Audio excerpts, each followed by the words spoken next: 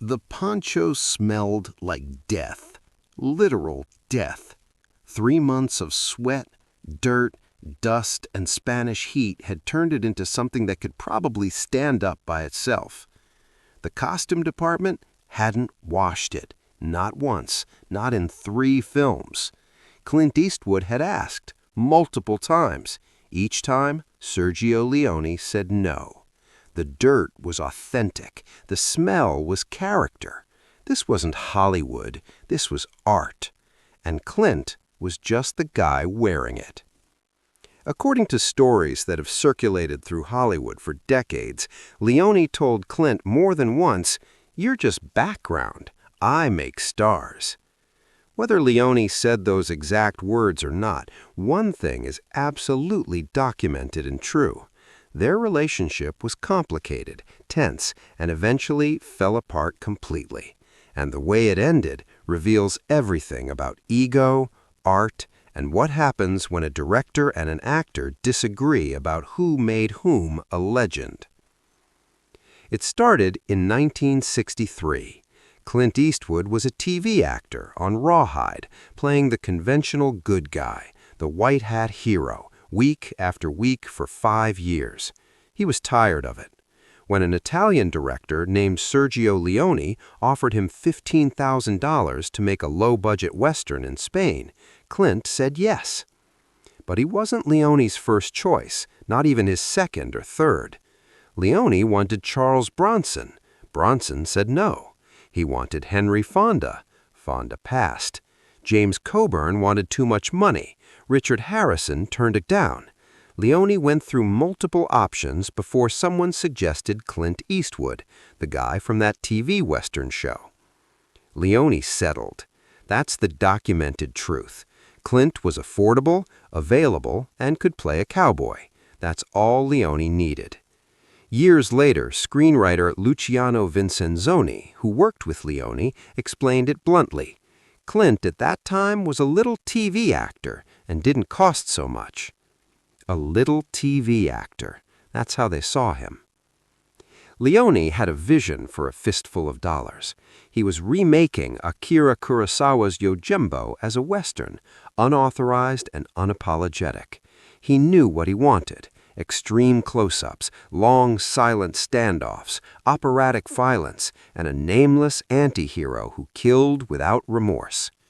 What he didn't want was an actor who questioned him. From day one, the dynamic was clear. Leone was the auteur, the genius, the artist. Clint was the face he'd put in front of the camera, replaceable, interchangeable. The language barrier didn't help. Leone spoke no English. Clint spoke no Italian. They communicated through a translator and hand gestures.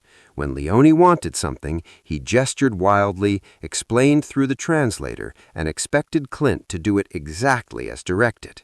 No discussion, no collaboration, just obedience. The costume became symbolic of their relationship. That poncho, the one that would become iconic, started as just a cheap prop bought from a Spanish shop. As filming continued, it got dirtier, more weathered, more authentic in Leone's view. Clint asked if it could be washed between shoots. Leone refused. The dirt was part of the character. The sweat was real. This was method filmmaking, Leone style. Whether Leone actually said, "You're just background, I make stars," is disputed. But what's documented is his attitude, his comments to the press, his view of actors in general. Leone once told American Film Magazine, comparing Clint to Robert De Niro, "Robert De Niro throws himself into this or that role, putting on a personality like someone else might put on his coat, naturally and with elegance, while Clint Eastwood throws himself into a suit of armor and lowers the visor with a rusty clang." That's a documented quote, in print. Leone describing Clint as basically a piece of armor, not an actor. He went further. It's exactly that lowered visor which composes his character, and that creaky clang it makes as it snaps down is also his character. Creative, sure, but also dismissive. Clint wasn't acting. He was just being a mask, a prop in Leone's vision. And the most famous Leone quote about Clint? He had only two facial expressions, with the hat and without the hat. That's real. Documented. Leone said that. During filming, Leone constantly complained. Too still, too quiet, too wooden. Real Italian actors had passion, fire, emotion. Clint was like a board. But here's what Leone didn't understand or refused to acknowledge. His stillness was a choice. His silence was powerful. His minimalism was exactly what the character needed. Leone thought he was directing around Clint's limitations. Clint thought he was creating a new kind of Western hero.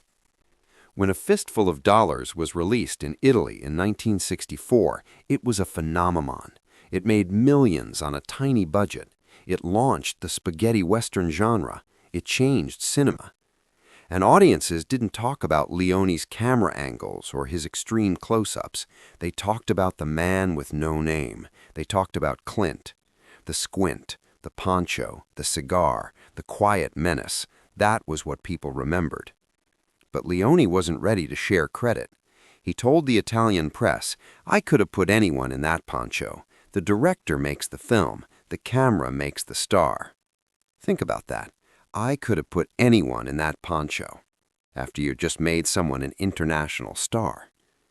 They made two more films together. For a Few Dollars More in 1965, The Good, the Bad, and the Ugly in 1966, each one bigger, more epic, more successful.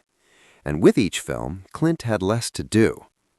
In The Good, the Bad, and the Ugly, Clint later said, "There certainly wasn't as much of a challenge as a performer as there was in A Fistful of Dollars or For a Few Dollars More." Leone was making the films more elaborate, more spectacular, longer shots, more extras, bigger set pieces. Clint's character became more of a presence than a performance.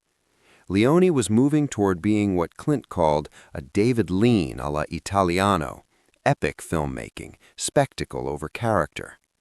And Clint wanted something different. He wanted challenge. He wanted scripts, not treatments. He wanted to know his character, not discover it on set through Leone's last-minute changes. After The Good, the Bad, and the Ugly wrapped, Leone immediately approached Clint about his next project, Once Upon a Time in the West, an epic Western that would redefine the genre again. Leone wanted Clint to play a small role in the opening sequence.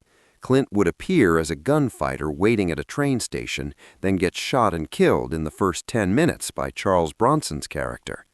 Leone thought it was brilliant. The star of his trilogy, killed off immediately, subverting expectations, making a statement. Clint said no. Leone was shocked. He couldn't understand. This was art. This was Leone's vision. Why would Clint refuse? Because Clint didn't see the point. He'd already played that character in 3 films. He didn't want to be killed off for Leone's artistic statement. He wanted to move forward, not backwards. Leone tried to convince him.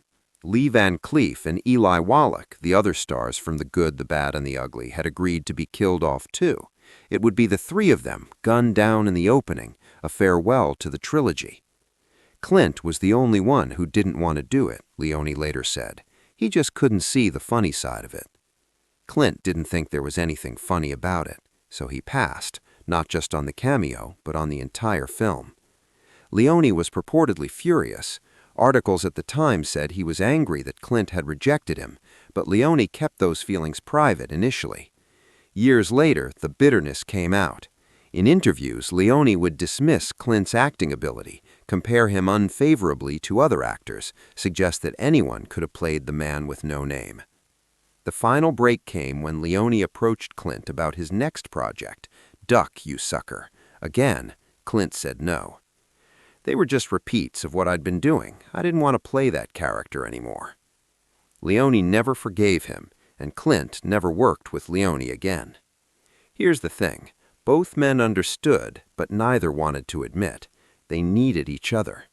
Leone needed Clint's presence, that face, that stillness, the way Clint could convey menace and mystery without saying a word. Leone's vision required the perfect vessel, and Clint was it. And Clint needed Leone's vision, the extreme close-ups that made his squint iconic, the operatic scores by Ennio Morricone that elevated every scene, the mythic quality Leone brought to westerns. Clint's minimalism worked because Leone's maximalism framed it perfectly. Together, they created something neither could have made alone. But ego got in the way. Leone believed directors made stars. Clint believed actors brought characters to life. Both were right. Both were wrong. Both were too stubborn to admit it. The Dollars trilogy made Clint Eastwood one of the biggest stars on the planet. By 1967, when the films were released in America, Clint was commanding huge salaries and choosing his own projects. He became Dirty Harry. He became an A-list action star. He became a director himself. Leone continued making films. Once Upon a Time in the West, Duck, You Sucker, Once Upon a Time in America, all acclaimed, all artistic achievements. But every article about Leone mentioned his difficult relationship with Clint. Every interview included questions about why they never worked together again. Every retrospective had to address the tension. And Leone's later films, brilliant as they were, didn't have the same cultural impact as the Dollars trilogy. Once Upon a Time in the West is a masterpiece, but it didn't make Charles Bronson into Clint Eastwood. The comparison was always there. Would Leone's later work have been bigger with Clint? Would Clint's early directorial efforts have been better with Leone's vision? We'll never know. In 1988, 22 years after they'd last worked together, Leone and Eastwood met for dinner in Rome. By then, both were older, perhaps wiser. Leone was developing a TV miniseries and wanted Clint's involvement. They talked, they reminisced, they put old grievances aside. But they never made another film together. Leone died a year later, in 1989, before his new project could begin. The viral stories about Leone telling Clint, "You're just background," and refusing to wash the poncho for 3 films capture something true, even if the exact details are embellished. The essence is real. Leone saw himself as the artist and Clint as the tool. And the documented quotes proved the tension was real. With or without a hat, I could have put anyone in that poncho. Those weren't rumors, those were Leone's actual words in print. But here's what makes this story fascinating. Both men were partially right about who made whom.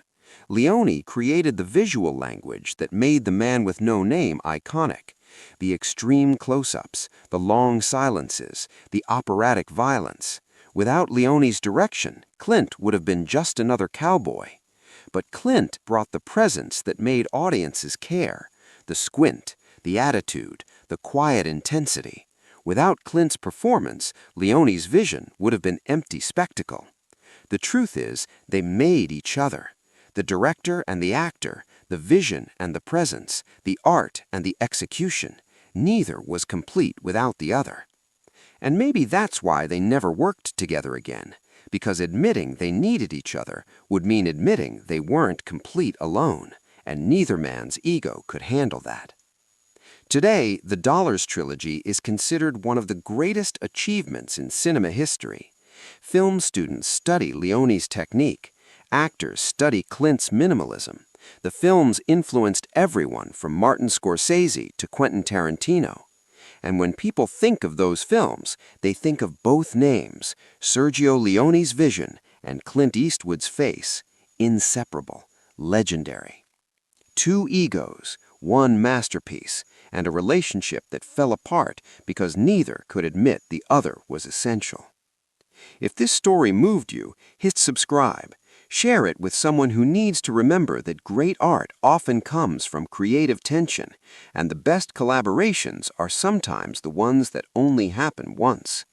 Have you ever worked with someone brilliant who you couldn't stand? Let us know in the comments, and ring that bell for more stories about the complicated relationships that created cinema history.